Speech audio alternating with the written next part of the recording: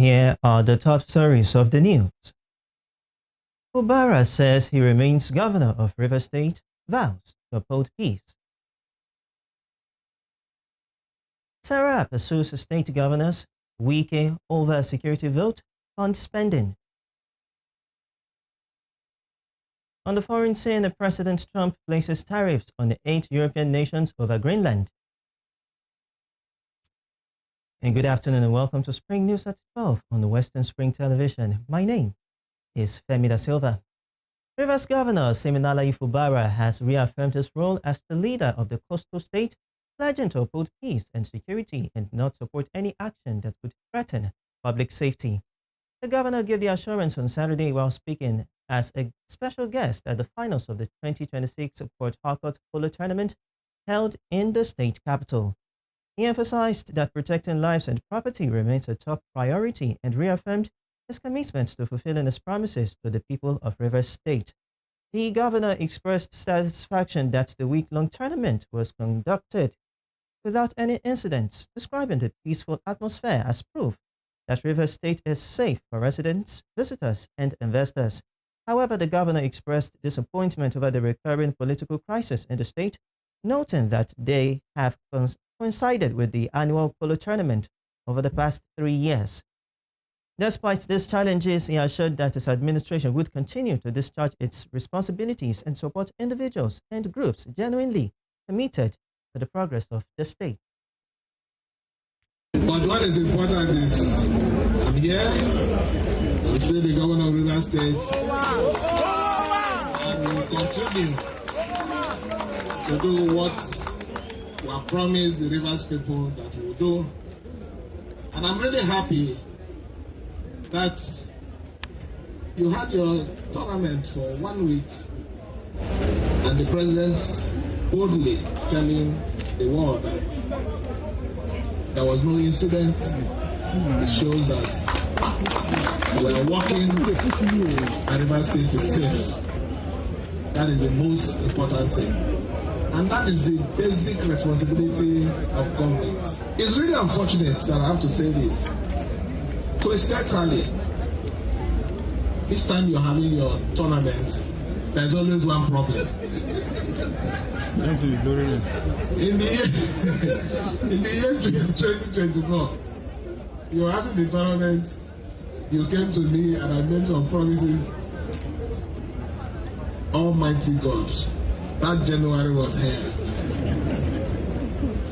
2025, in fact, you already know the drama we're facing. You didn't even bother to come near me, so I understand. This 2026, I thought you would have been the finest. They just landed me a love letter. So you understand. But that notwithstanding, we must move on.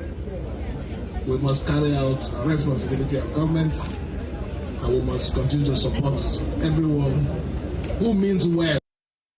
In the meantime, the Independent and National Electoral Commission, INEC, has called on political actors and their supporters to conduct themselves peacefully as the February 21 Rivers State House of Assembly by-elections draw near. The resident Electoral Commissioner REC in Rivers State, Professor Gabriel Yomere, made the appeal during the state-level stakeholders engagement convened by the Commission in Port Harcourt. The forum brought together leaders of political parties, security agencies, civil society organizations, traditional rulers, youth groups, and members of the media. The by-elections are slated for Ahoada East Constituency 2 and Kana Constituency 2, while the Ahoada East 2 seat became vacant following the resignation of its former occupant, Edison Ehie, who was appointed Chief of Staff to Governor Siminalayi Fubara. The Kana 2 seat has remained vacant since the death of its lawmaker, Dinebari Lola, in September 2023. Addressing stakeholders, Professor Yomere explained that the engagement was designed to strengthen collaboration among critical actors and ensure a credible, transparent, and violence-free electoral process. He stressed the importance of peaceful participation to enable eligible voters to exercise their franchise without fear or intimidation.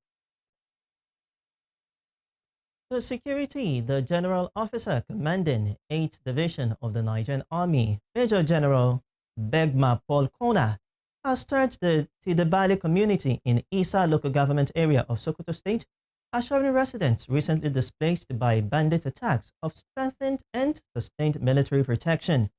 The visit, his first major field engagement since assuming command, comes amid mounting pressure on security forces to stabilize rural settlements across the northwest, a region plagued by banditry and mass abductions.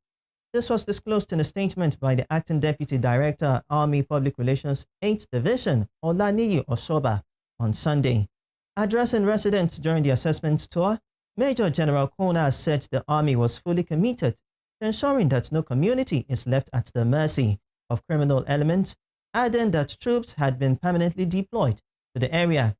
The GOC urged residents to support troops with timely intelligence, noting that information sharing was vital for early response and community defense. Earlier, the state governor, Ahmed Aliyu, had debunked a video clip circulating on social media, alleging that residents of Tidibale village in Isa local government area were chased out of their homes by bandits. A viral clip video circulating on social media alleging that those individuals were residents of Tidibale in Isa local government area who were chased away by bandits. Residents were temporarily conveyed to local government, Isa local government headquarters by the council authorities, follow a rumor that bandits are planning an attack on the. Meanwhile, troops of 6th Brigade Nigerian Army Sector 3 Operation Wild Stroke have foiled a suspected kidnapping and robbery incident along the Wukari-Ikiao Road in Wukari local government area of Taraba State. A statement issued by the 6th Brigade Public Relations Officer Lieutenant Umar Mohammed noted that the feat was achieved when acting on a distress call that criminals had blocked the road and were attacking civilians. Troops deployed at FOB Wukari responded swiftly and decisively to the scene. He said the suspects fled into the surrounding bush on sighting the troops, abandoning their victims and escaping with their motorcycle.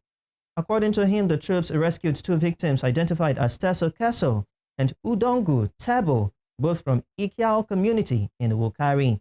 He added that the victims, who were unconscious at the time of rescue, were immediately evacuated to the Federal University Teaching Hospital, Wukari, for urgent medical attention. In Kano State, Governor Abba Yusuf has expressed sorrow over the killing of a woman and her 6 children in Dorayi Chinchachi quarters of the Kano metropolis, describing the incident as barbaric and unacceptable. The governor, in a statement by his spokesperson Sunusi Tofa, condemned the attack and directed security agencies to immediately apprehend those responsible for the dastardly act. The governor, in the statement issued on Saturday, said the killing of a mother and her innocent child is barbaric, senseless, and a grave assault on the shared humanity. While extending his condolences to the bereaved family, Governor Yusuf vowed that his administration would not allow the crime to go unpunished, insisting that justice must be served. The tragedy, which occurred on Saturday in Dorayi, Tiranchi, Kombotso local government area, involved the killing of a woman identified as Fatima Abubakar and her 6 children after unknown assailants invaded their residence. Still with security, the Socio-Economic Rights and Accountability Project, SERAP, has filed a lawsuit against state governors and the Minister of the Federal Capital Territory, Nyesom Wike, over their alleged failure to account for billions of naira spent as security votes since May 29, 2023. SERAP said the suit was prompted by persistent insecurity across several states and the FCT, despite huge funds allocated yearly to security votes, including reports of mass killings in Benue State and other violent incidents nationwide.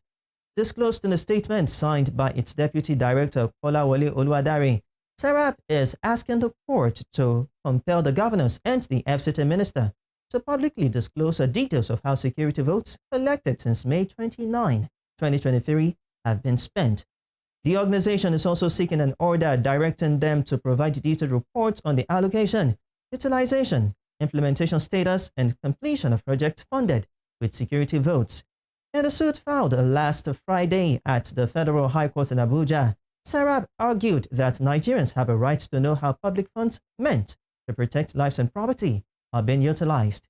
It warned that escalating insecurity was taking a heavy toll on vulnerable Nigerians, worsening poverty, hunger, and human rights abuses. You are watching Spring News at 12 on Western Spring Television. We will be right back after this break.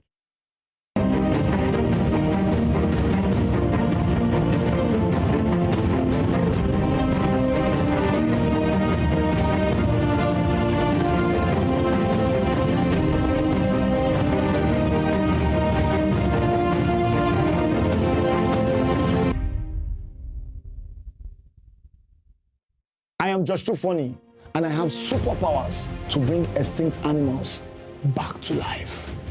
Okay, that's not true, but I do have the voice to save our remaining wildlife. We have only 400 elephants and 100 gorillas left. We can't afford to lose even a single one anymore. So let's work together to protect our natural heritage. Tell your family and friends not to buy illegal bushmeats like pangolins and crocodiles, because poaching steals from us all.